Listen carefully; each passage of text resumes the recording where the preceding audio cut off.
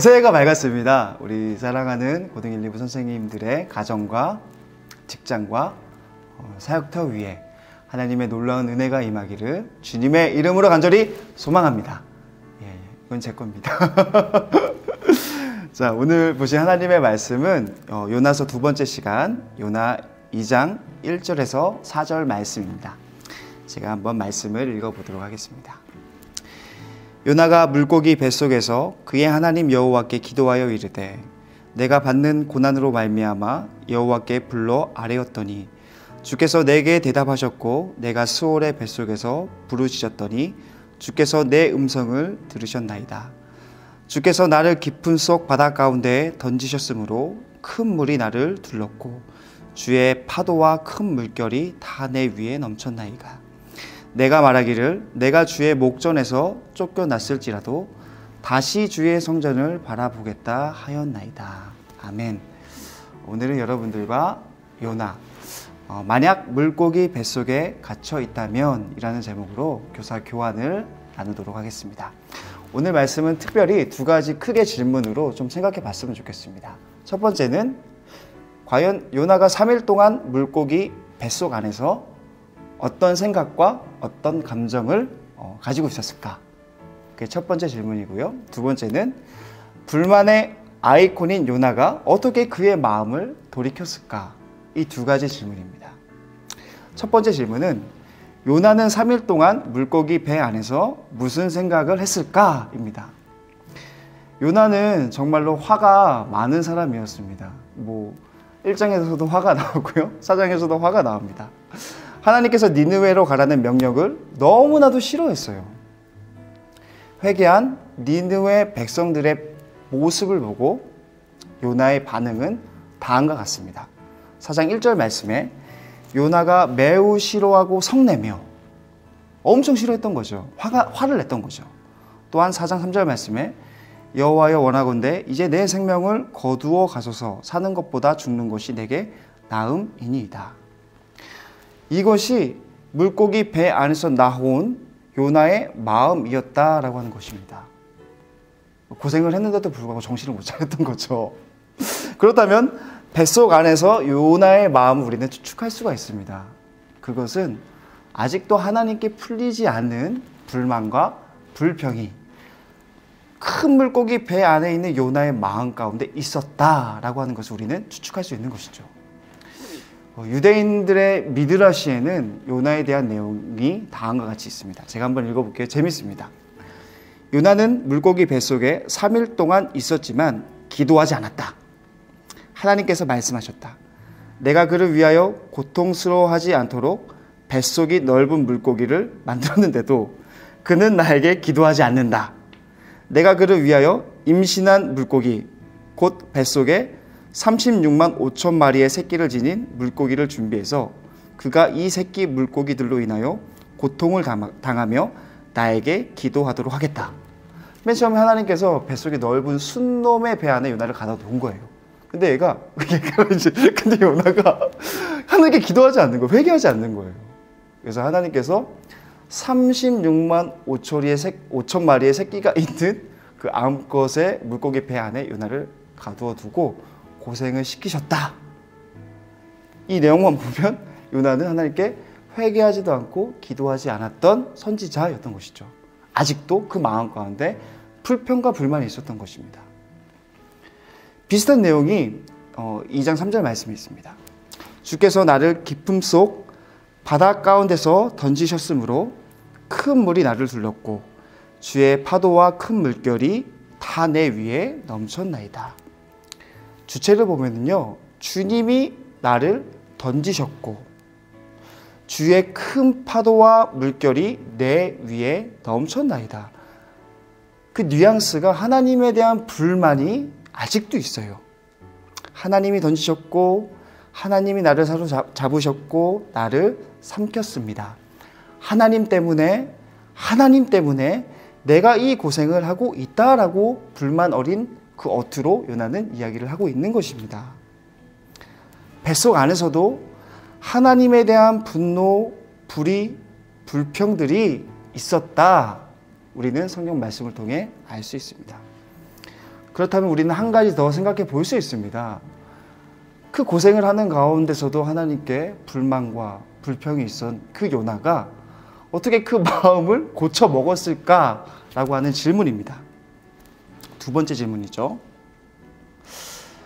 본문을 통해 우리가 요나가 어떻게 마음을 돌이켰는지 구체적으로 알 수는 없지만 성경 말씀에 보면은 우리는 그 힌트를 조금 얻을 수가 있습니다. 2장 3절 말씀입니다. 주께서 나를 깊은 속 바다 가운데 던지셨으므로 큰 물이 나를 둘렀고 주의 파도와 큰 물결이 다 내 위에 넘쳤나이다. 하나님께서 나를 던지셨고 하나님의 큰 물결이 나를 둘렀고 파도와 물결이 내 위에 넘쳤다. 하나님이 하셨다.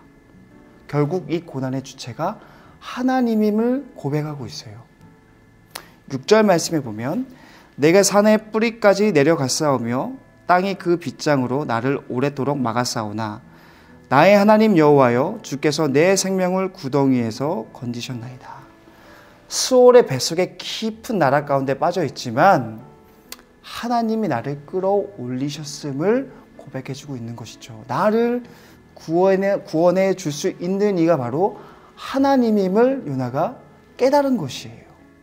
10절 말씀 여호와께서 그 물고기에게 말씀하시매 요나를 육지에 토하니라.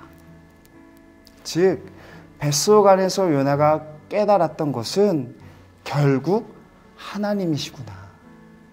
바람, 파도, 물고기 결국 다 하나님의 계획 가운데 있었구나. 결국 하나님은 자신의 계획대로 나의 삶을 이끄시는구나. 내 뜻대로 안 돼. 내 능력이 없구나. 3일 동안 그 뱃속 안에서 깨달았던 것입니다. 우리 청소년들은 고난을 당할 때마다 두 가지 반응이 있습니다. 도망갑니다. 그 어려움과 마주하지 않죠. 두 번째로는 그 고난을 자신의 힘으로 어떻게 해서든 해결하려고 합니다. 그런데요, 우리에게 고난을 대하는 자세를 우리 오늘 말씀에 나온 요나가 알려주고 있습니다. 그것은 그 고난과 마주하고 결국 이 고난 또한 하나님께서 이끄신다. 하나님께 항복하는 그런 믿음의 자세가 우리 가운데 필요한 것입니다. 남포교회를 담임하셨던 박영선 목사님은 이런 말씀을 하셨어요. 어떤 사람들은 자신이 얼마나 극적으로 예수님을 믿게 되었는지 자랑처럼 이야기한다. 그러나 그것은 자랑이 아닐 수 있다. 계속 문을 열지 않고 버텼기에 하나님이 불을 질러 마지막 기회를 주셨던 것일 수 있기 때문이다. 우리가 완악할 때 이 불은 병이나 재난, 고통, 실패로 나타난다. 하지만 그 불이 나게 된 배경에는 나를 사랑하시는 하나님의 크신 사랑이 있다는 것을 기억해야 한다. 결국 그 고난의 중심에는 하나님의 사랑이 있다는 것입니다. 요나를 향한 그 사랑의 마음 또한 우리를 향한 하나님의 그 사랑의 마음은 결코 다르지 않습니다. 맞습니다. 우리 선생님들 고난 가운데 있다면 그 가운데 계시는 하나님의 크신 사랑을 느끼시는 우리 선생님들의 삶이 되시기를 주님의 이름으로 간절히 소망합니다. 소그룹 질문을 보겠습니다. 첫 번째, 요나처럼 물고기 뱃속에 갇혀있는 듯한 경험이 있다면 나눠봅시다. 고난이죠. 그 상황들을 우리 선생님들께서 먼저 자유롭게 나눠주시기를 부탁드립니다. 두 번째, 요나가 큰 물고기 뱃속에 느꼈던 생각과 감정은 무엇일까요? 요나서 2장 3절 말씀에 보면 하나님이 하셨고 하나님이 하셨고 하나님이 하셨고 불평, 불만이 섞인 그 어조들이 성경 말씀에 있었다라고 하는 것이죠. 물고기 배 안에서도 하나님에 대한 불평과 불만이 가득했음을 우리는 짐작할 수 있습니다. 세 번째, 불만의 아이콘 요나는 어떻게 그 마음을 돌이켰을까요? 결국엔 하나님이다. 어둠 속에서 그 고난을 마주하고 결국 내 힘으로 안 되는구나. 내 생각으로 안 되는구나. 결국 하나님은 하나님의 뜻대로 이끄시는구나. 3일 동안 그 어둠 가운데 깨달았던 것입니다. 나는 항복, 하나님께서 하시는구나. 그 믿음의 자세가 우리에게도 필요하다라고 하는 것이죠. 4번, 요나와 같이 고난 가운데 있다면 우리에게 필요한 신앙의 자세는 무엇일까요? 함께 나눠봅시다. 마찬가지로 고난을 두려워하지 않고, 고난을 피해가지 않고, 자신의 힘으로 해결하려고 하지 않고, 그 고난을 우리에게 허락하신 하나님의 뜻을 깊게 묵상하며 하나님의 뜻에, 하나님의 고난 가운데 항복하는 그 믿음의 자세가 우리에게 필요합니다. 그런 고난을 두려워하지 않았으면 좋겠어요. 하나님 주신 고난에 마주하고 그 고난 가운데 있으신 하나님의 깊으신 뜻을 발견했으면 좋겠습니다. 사랑하는 고등 1, 2부 선생님, 이제 조만간 뵐 수 있을 것 같습니다. 그때 우리 밝은 얼굴로 서로 반갑게 인사했으면 좋겠습니다. 선생님, 참으로 보고 싶고 사랑합니다.